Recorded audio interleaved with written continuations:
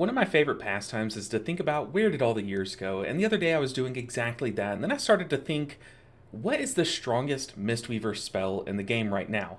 And I've had this thought from season to season, and it's really a fun thought experiment. Like, I'll sit there and think to myself and just enjoy this conversation with my internal monologue. In fact, I'll look like this.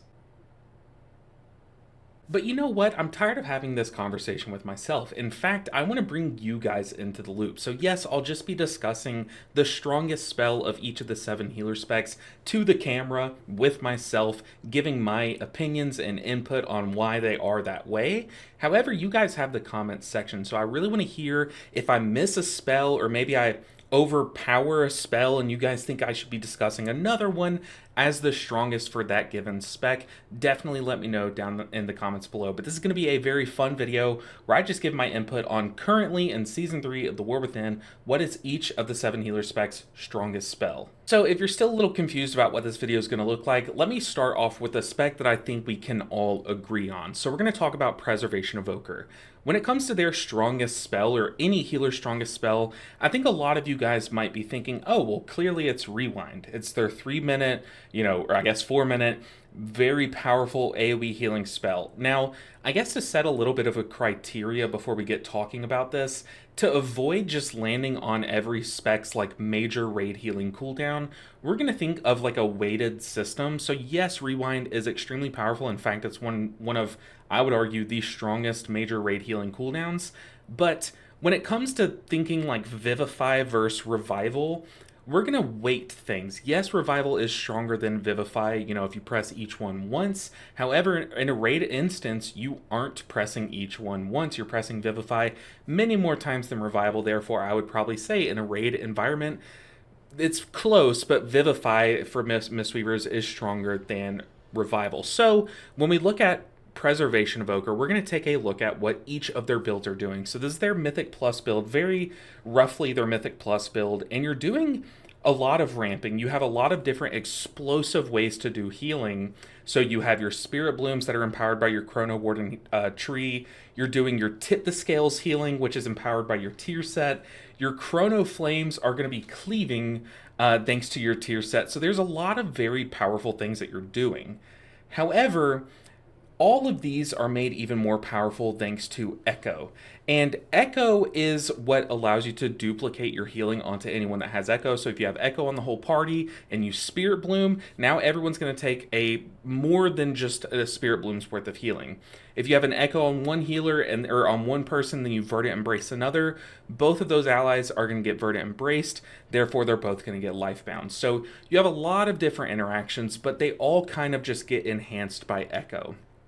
Now, all that to say, Echo's great and all. You can hard cast an Echo, but as you probably know if you've played this spec since it's been a thing, Temporal Anomaly is the easiest way. It's a 12-second cooldown. You just shoot it through your whole party, and it blankets your party in echoes, making anything that you do just be amplified by basically 1.3 times, thanks to the Echo being 30% effectiveness here. So when it comes to talking about what is the strongest spell in Mythic Plus, you have a lot of different things that you could discuss. You have Spirit Bloom, like I said, you have Fire Breath maybe as their strong their strong damage button.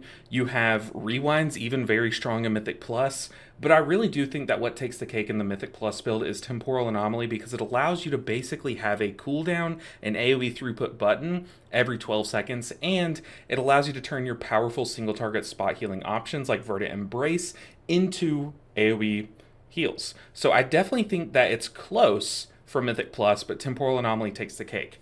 Now, when it comes to their raid build is just the same explosive Flame Shaper engulf blasting those massive heals that we've seen in seasons past. And like I said earlier, Rewind is an exceptional raid healing cooldown. This is, if I were a raid leader and I had to choose what to pit against the boss's worst healing mechanic, I would ideally have a Pres Evoker so that we can have a Rewind to combat that damage mechanic.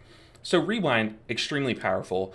You're doing massive engulf healing with your Consume Flame, doing disgusting amounts of healing, and then because of your tier set, you're splashing those Essence Bombs with your Echoes, and you're just doing a ton of different massive, bursty, explosive, rampy things with this build.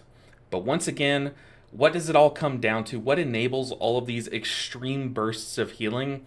That is just Temporal Anomaly. And yes, Stasis definitely deserves a mention for both the Raid and Mythic Plus build, but really, would Stasis be as powerful as it is if Temporal Anomaly didn't exist or apply echoes to anyone that it passes through? So I think we can all agree that the overall strongest spell in the game right now for Preservation Evoker is Temporal Anomaly. So this is how we're going to come to our conclusions. We're going to talk about what the Raid and Mythic Plus specs are trying to do, or the builds are trying to do, and then we're going to discuss like how each of the spells impacts the goal of that build and how much of the build is built around that specific spell to come to our conclusion. And while I think this is the most obvious answer from all 7 of the specs, what do you guys think? Is there a spell that I'm missing? Do you think Stasis deserves even more of a mention? Does Rewind? Can you not get over the fact that I'm trying to weight things depending on how much impact they have across your whole rotation, not just in one moment? What do you guys think? Let me know in the comments below. Let's get to the next healer. Now let's move on to Holy Paladin. Now, Holy Paladin has seen so many changes that I think since it's not such a popular healing spec right now, a lot of these changes have gone under the radar. And for the most part, a lot of the changes had to do with their Infusion of Light. So whenever you Holy Shock, you have a chance to gain Infusion of Light. Now that's much more consistent, and they've changed how Infusion of Light works with Flash of Light, or Flash Heal. Wait, Flash of Light, yeah.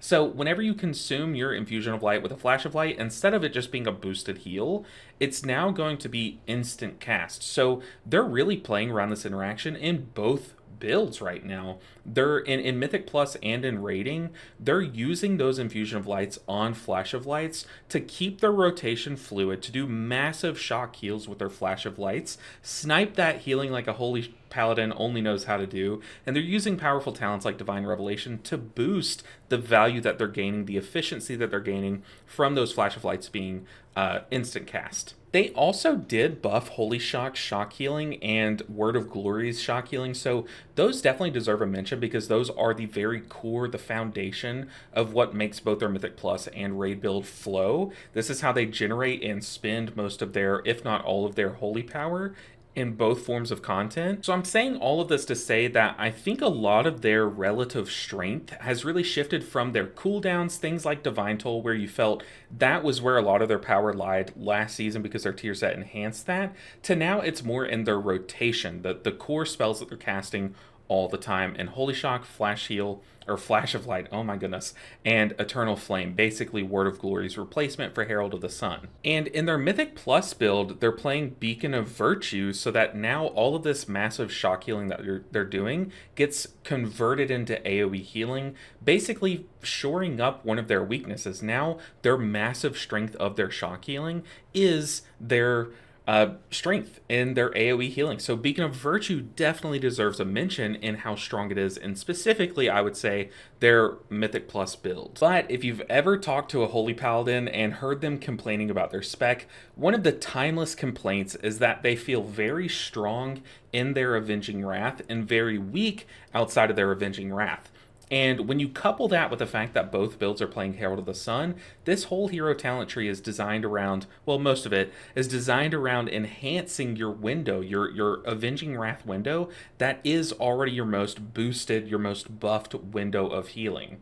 And when you couple that with the fact that their tier set with this build is also designed to extend and enhance and empower this exact window, I think although a lot of their power has been shifted to their core rotation, I would argue that the thing that has seen the most improvements coming into this season, that has felt the most fluid, the most powerful in both Raid and Mythic Plus, is just how powerful their wings are. And although that is just like a main identifier throughout history of Holy Paladin, is that their wings are just so strong, I definitely think this is one of, if not the strongest version of their Avenging Wrath that at least I have seen in my time of playing WoW. So All that to say, yes, there are a lot of very, very honorable mentions, and this was arguably, we went from the evoker, who I thought was pretty obvious, to this one being extremely close. I mean, you could make an argument for Flash of Light because of how strong it is, how much it really enables them to just keep things flowing.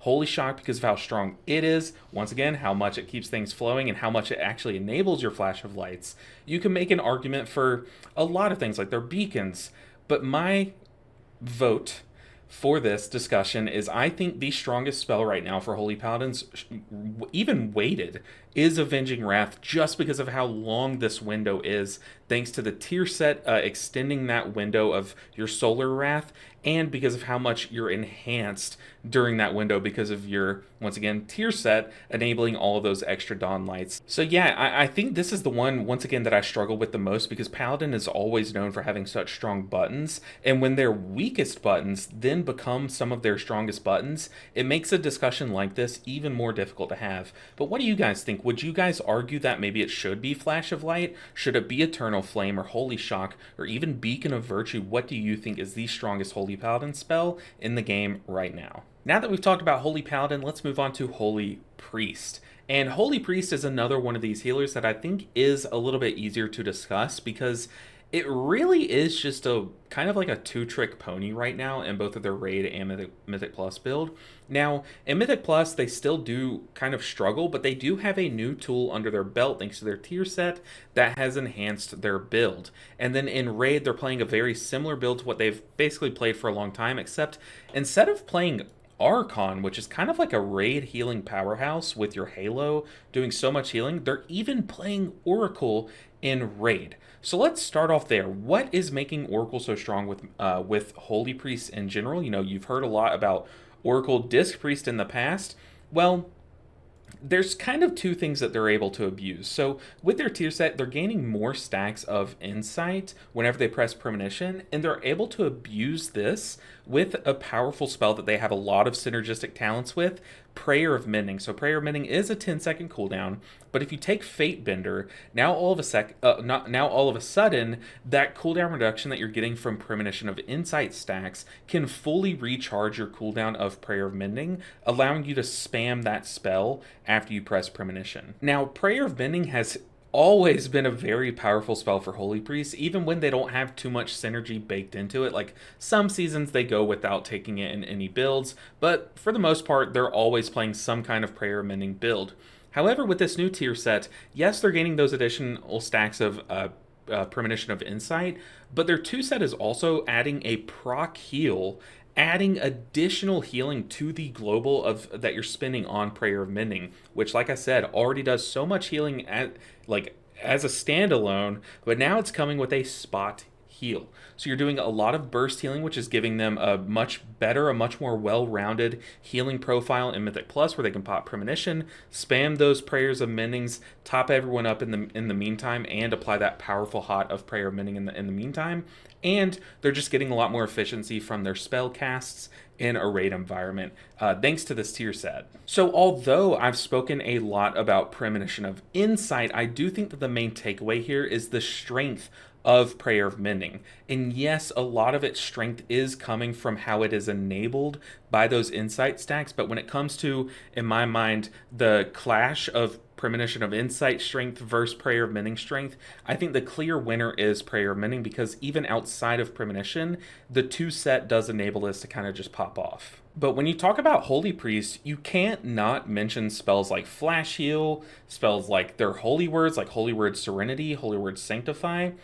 They all are packing a punch, and they do make up the core of what you're casting a lot of the time. However, all of that, like that section of your rotation, your Flash of Lights, your Holy Word Serenities, all of that stuff halts once Prayer of Mending comes off cooldown. So once again, if you're stacking all of those spells up against Prayer of Mending, I do still think that Prayer of Mending takes the cake. But I don't think it's that cut and dry. I don't know if Prayer of Mending will be the answer because of one very specific interaction that is very powerful and that a lot of Holy Priests are playing around. So, Premonition of Insight, you get those stacks whenever you press your other premonition. So, I don't think baseline Premonition of Insight is even the strongest premonition.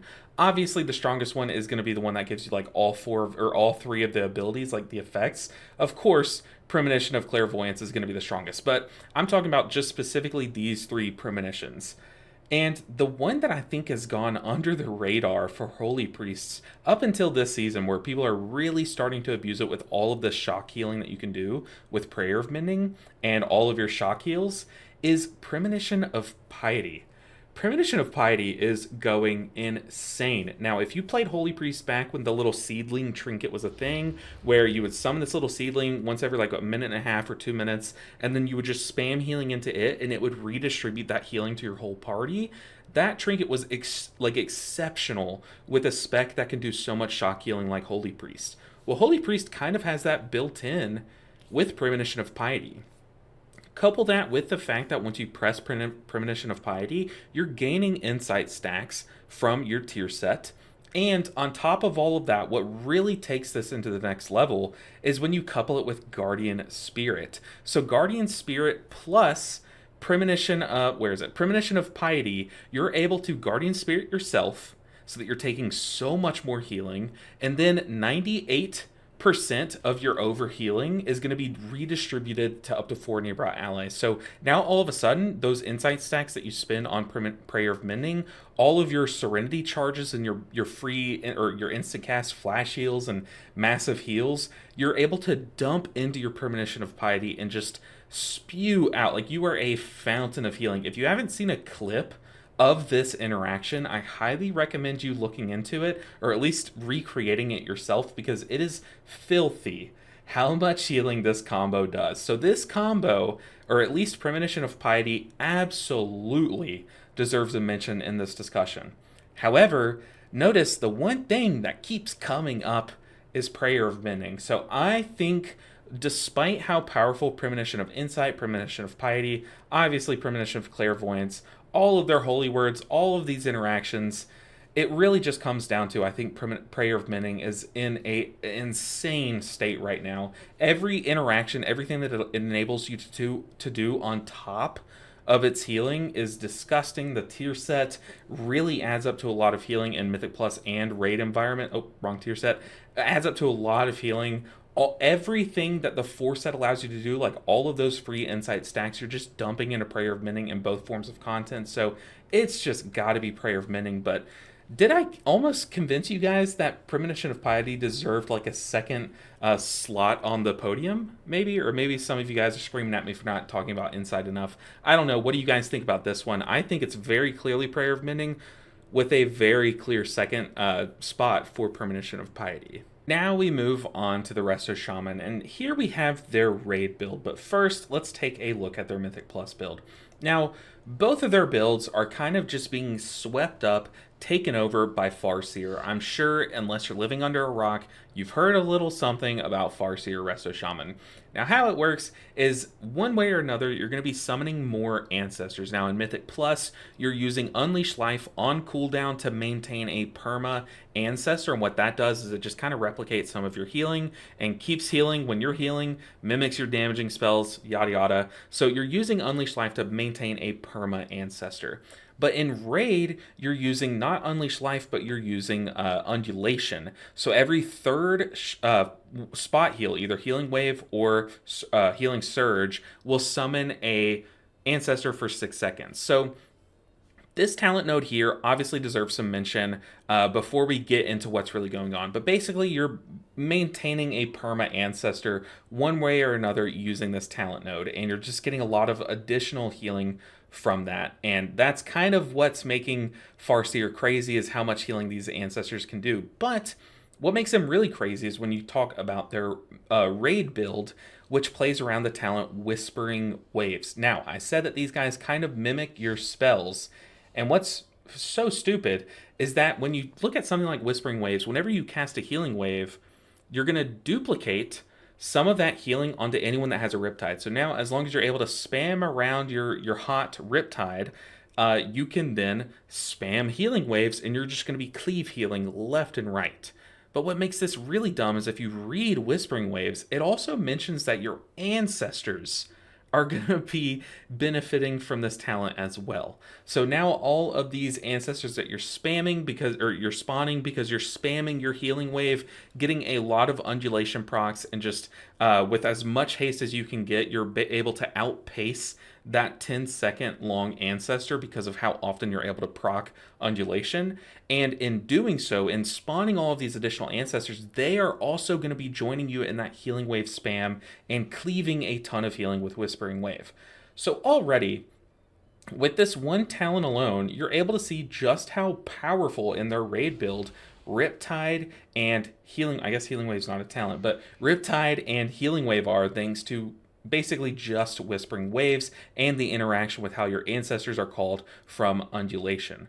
So those two spells 100% deserve a mention because of how much they are absolutely carrying, and because of how much this is literally a 2-button rotation for the most part. And if you don't believe me, let me just pull over this log really quick.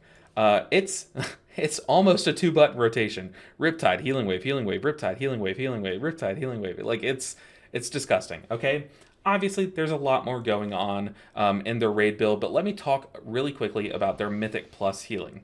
Now, I said that you're pressing Unleash Life to maintain a perma ancestor, and while that is very strong, you're basically just pressing Unleash Life for the ancestor. So Unleash Life as a whole, such a snooze button spell. Like, we're not even going to talk about it. I don't think it deserves a mention in this race because definitely think it lags behind Riptide and Healing Wave in the discussion for the strongest healing spell. But one thing that might deserve a mention is actually Chain Lightning. So whenever you're casting damaging spells, those ancestors are going to be mimicking your damaging spells to an extent too. And Chain Lightning from specifically the ancestor, so you cast a Chain Lightning, they will join you in a Chain Lightning.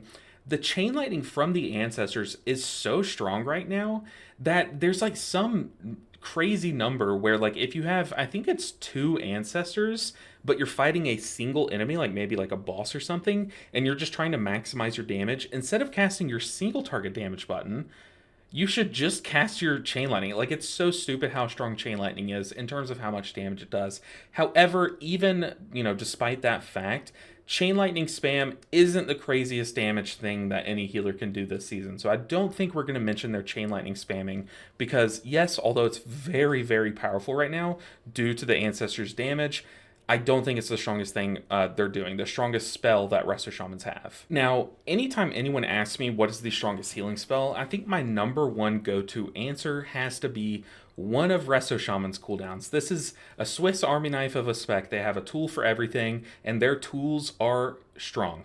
Okay, their strongest spells, I think, are like Ascendance, which really allows you to just spam out a lot more AoE healing, and it's crazy good at Mythic Plus, a really strong 2-minute cooldown in Mythic Plus, but also really strong in Raid, and you're also getting free Ascendance procs from, where is it, Deeply Rooted Elements, which you're able to spam and get a lot of these in both Mythic Plus and Raid. So Ascendance definitely is a very powerful button.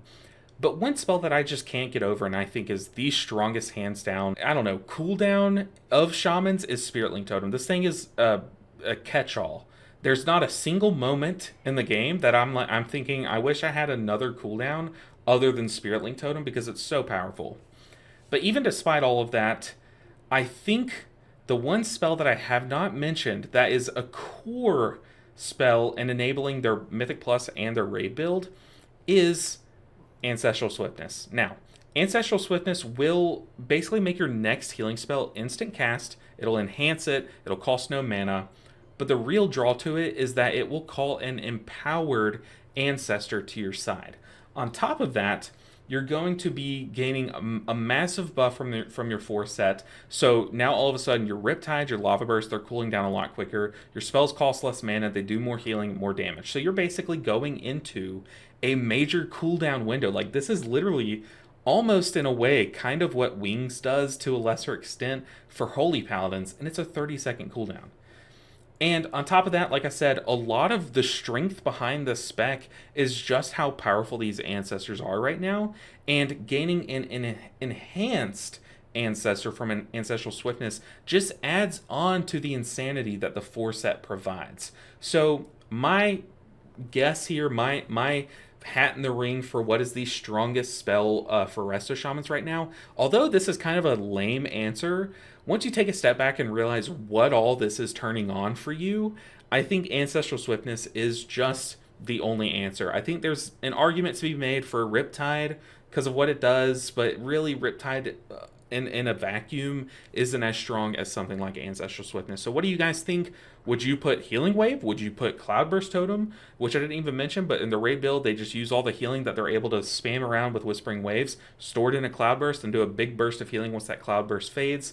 What would you guys say? But I think, for me, it's going to take some convincing to not say it's Ancestral Swiftness because of how it enables both the Raid and Mythic Plus build. Now, next up, we're going to talk about Disc Priest, and I know I'm in a loading screen right now, but really quick, I want to talk about why Disc Priest is probably going to be the hardest one to mention, and that's because of all the healing specs, this is the one that you're seeing the most variety in, specifically the hero talent tree. And unlike some of the other specs, like I guess you could argue like Resto Shaman to an extent, or Holy Paladin's a great example. No matter what hero talent tree you're taking, that spec kind of still has the core rotation in a way. You know, a lot of things are going to change depending on how strong things are thanks to the hero talent tree, but anyways, the reason why I bring that up is because Disc Priest is so different depending on if you're Oracle or Void Weaver, that it really starts to skew things. So I don't think there's going to be a very clear number one, what is the strongest spell for Disc Priests, because it just, all of these playstyles, the Mythic Plus Void Weaver, the Raid Void Weaver, well, basically those two are the same, but Oracle in Raid, Oracle in Mythic Plus, and Oracle versus Disc are all so different from one another that it's going to be really hard to quantify versus each other how strong each spell is. So I'll do my best, but I really want to hear your input down in the comments below about all of these things, but specifically this one. Now, when it comes to a spec like Disc Priest, they do have a lot going on. Like I said earlier, Oracle... Oh, hold on, I'm in the wrong spec. Oracle plays pretty similar to what it did in last season. I mean, obviously they're benefiting from different things like a new tier set, but for the most part, a lot of the same spells that were very powerful last season, like Premonition, like Penance, like their Power Word Shields, they're going to be this like same amount of strength, if not a little less, because they did get nerfed. Like Power Word Shield did definitely get nerfed coming into the season. However, that discussion is probably the same that we would have in last season. I think Power Word Shield, Premonition, all of those are very strong for Oracle. But when it comes to Void Weaver is kind of like taking a recent resurgence. And although this build still has very powerful penances, and those penances are going to be turned into basically void damage to be enhanced by your Void Weaver. So they're just going to do a lot more damage with this build. They're also doing a ton of healing with how Oracle uses them. You use them for a big spot heal, or you can use them for minor atonement healing if you hit the enemy. But Penance is definitely one of those that is strong in all of the builds. So that's kind of where I wanted to start this discussion and say, like, that I think is the best well-rounded in all of the builds discussion. However, when it comes to what Disc Priest is doing, what they're capable of doing in the right hands, I definitely think we need to take a deeper look at what is the strongest spell for specifically Void Weaver. Because yes, Penance is like in the discussion for the strongest spell for no matter what build you go for Disc Priest. I definitely think there is one spell that is so powerful for Void Weaver that it just... I think it's so strong for them that it kind of just wins the discussion, even though it's probably not in the discussion for Oracle, if that makes any sense. And that's going to be Mind Blast, okay? Mind Blast is doing so much damage when you couple in the fact that it spawns the Entropic Rift. So Entropic Rift is able to do such ridiculous damage. I mean, just look at this log. logs do couple in entropic rift's damage to mind blast damage, so like overall it just looks like mind blast hits really hard. It does, but a lot of that value is coming from that collapse of the entropic rift. And now this isn't an AoE scenario, this is like a mythic plus log of some sort, but the same is also true for void weaver logs in for raid, because when we pull over a raid log, you'll notice that the top damage source is still head and shoulders ahead of everything else. Mind Blast. That entropic rift damage, even in single target, is doing so much. So I think, yes, Mind Blast, I wouldn't even put it in the discussion if we were just talking about Oracle Disc Priest, but since I think it just slam dunks the discussion for Void Weaver so hard, it's gotta be this, because how much damage it's doing equates to more healing thanks to Atonement. Because Atonement takes your damage done and heals anyone that you have this buff on them. So if something is just doing so much of your damage, I think it's clear that when you're talking about this priest, Mind Blast is definitely the winner. But like I said earlier, if you're also if you're trying to take a well-rounded winner, maybe Penance is in the discussion, but you just see Penance's damage has really relatively gone down from what it used to be. Penance used to be like way up here in the damage charts, and now it's way down here because just versus everything else, it just doesn't do quite as much damage as Mind Blast, or as Entropic Rift, I should say. What do you guys think? This one's just super hard to even find an answer for, so I think I'm happy with Mind Blast. Now, earlier I had said that no matter what build you go for a healer, a lot of the core is going to be the same. Like, you still play around a lot of the same interactions. However, depending on whether you're in Raid or Mythic Plus, Mistweaver changes a whole lot. Like, their build is wildly different, because in Mythic Plus, you're playing around doing damage to heal and healing through passives like Ancient Teachings and enhancing them with things like Jadefire Teachings. So when you look at what is enabling Mistweaver to do so much healing in Mythic Plus, you have to kind of mention Jadefire Stomp, because this is kind of what turns on Jadefire Teachings. Yes, it can also be turned on by Thunder Focus Tea, but for the most part, you just use your Jadefire Stomp to enable it. So that definitely deserves a mention for the Mythic Plus. But then when you think about raid healing, Jadefire Stomp, this whole Ancient Teachings build just goes out the window. But what else is strong with their Mythic Plus build? Yes, you have a newly buffed, well, I say newly, it's from the beginning of the season. Shayloons was buffed at the beginning of the season. It's good in both the Mythic Plus and Raid build, because in Mythic Plus, it's a standalone 5-man healing cooldown. Very strong. It's enhanced by your other healing modifiers like Enveloping Mist. However, in your Raid build, it is used to give you a massive buff in Shao-Ao's lesson to take all of the boosted healing that you're doing from your big healing ramps from Yu'lon and just crank them up to the next level. So Shayloons probably deserves a mention, but then when you take a step back and look at what everything else is going on in both builds, it definitely gets overshadowed by a lot. So for starters, with the raid build, you're playing around your crazy good tier set that's giving you more rushing wind kicks, giving you more renewing mists, giving you a ton of haste. Like, it's just kicking you into overdrive, allowing you to do some insane things, and all of that comes from your conduit tier set.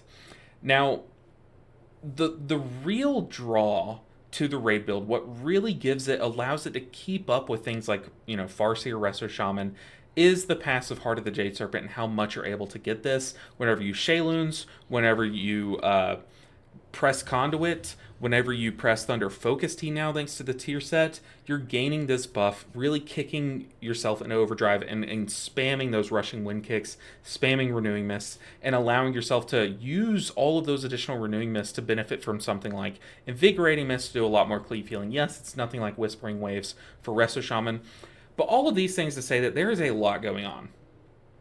And the raid build is very busy, but the core, what's at the very core, is still Renewing Mist, Vivify, Enveloping Mist, doing big ramps with Yu'lon, and then capitalizing on those big ramps with Vivify spam.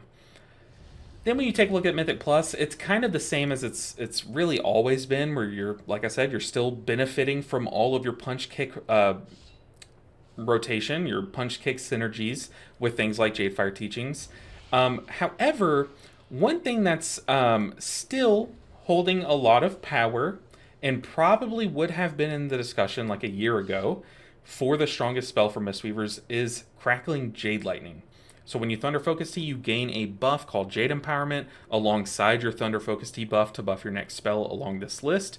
But that Crackling Jade Lightning, while it's Jade Empowered, will do so much more damage, converting into more healing from your Ancient Teachings healing. So, like I said, both builds have a ton going on. They're both doing very, very powerful things. But I'm going to ask you to see if you could catch it. Did you catch the spell that was at the center of all of it? That was everything that I mentioned. I also mentioned one spell. It wasn't Jadefire Stomp.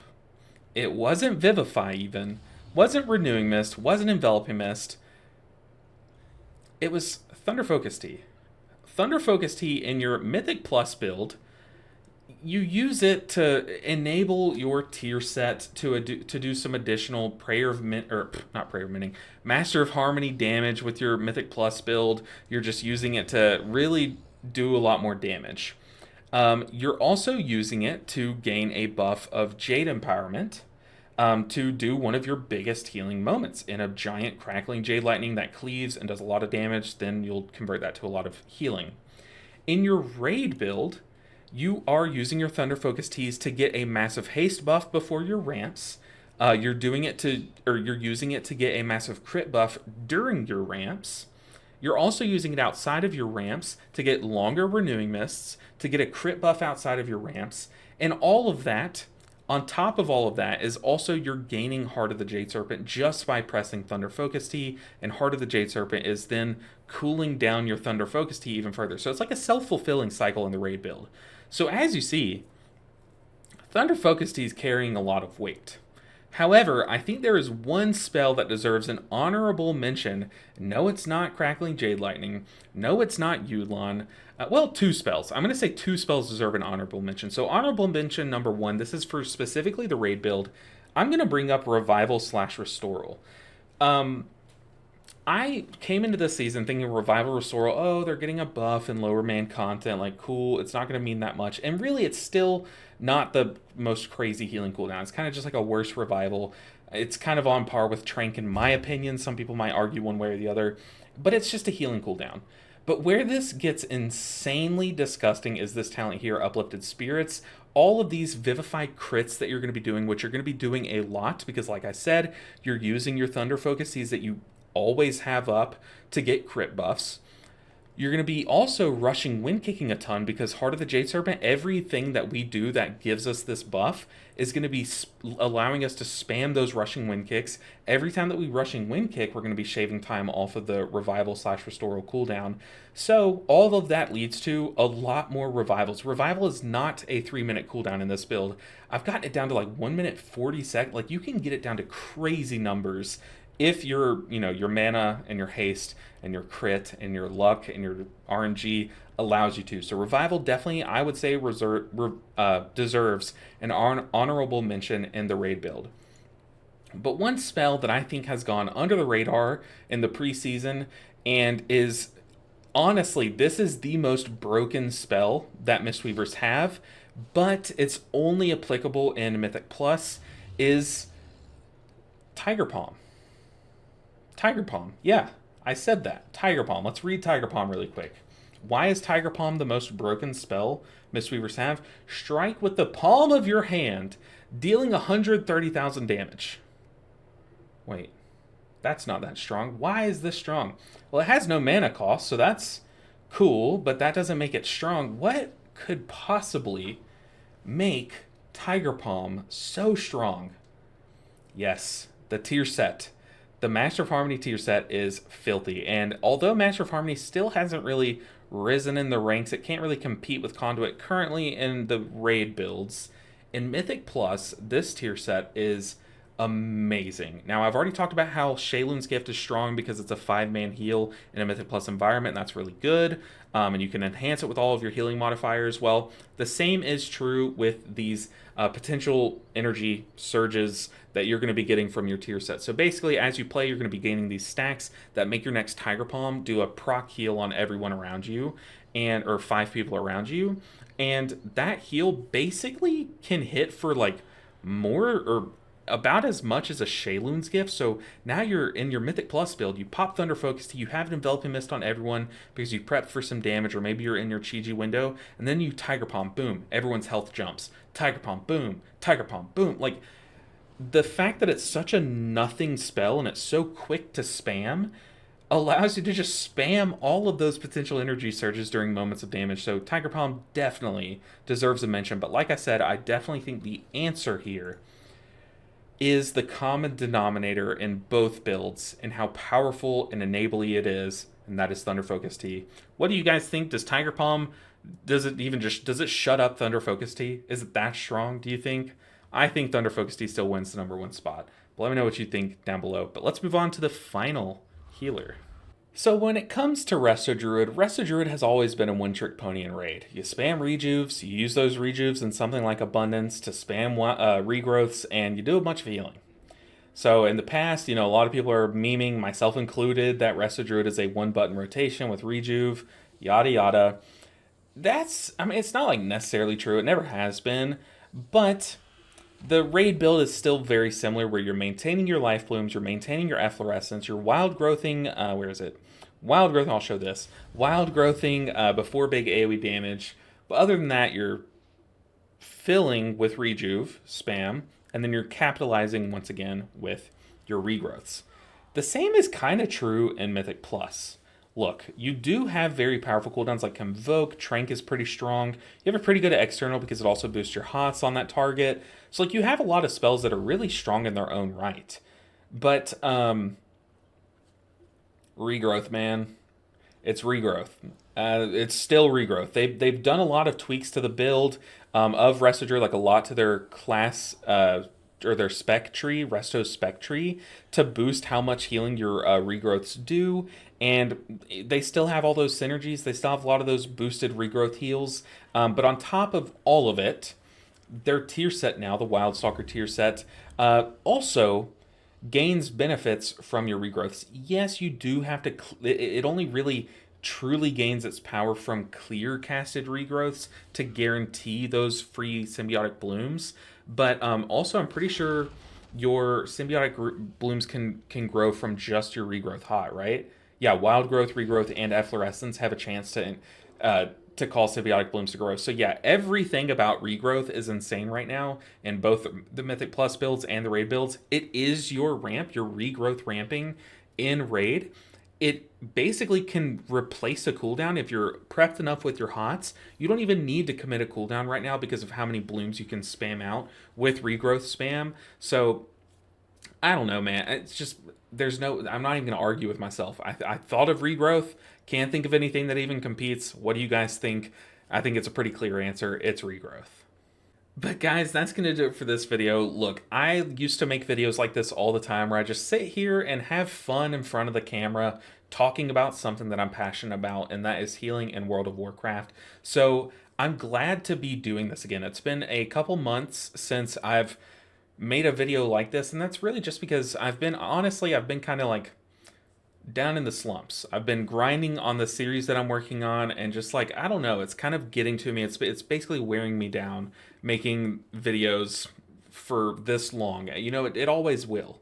You're gonna hit like moments in the year that are just like down moments, and that's okay. But I think I'm on the up and up. I think we're coming out of that, and I'm back to where I'm like, I spent all day yesterday like, man, I just want to hit record. I just want to make a video. And I love that. I love that feeling, and it's coming back, and doing videos like this are the perfect entryway. So my question to you, I know I've called you guys to action 20 times in this video at least already, to comment down below.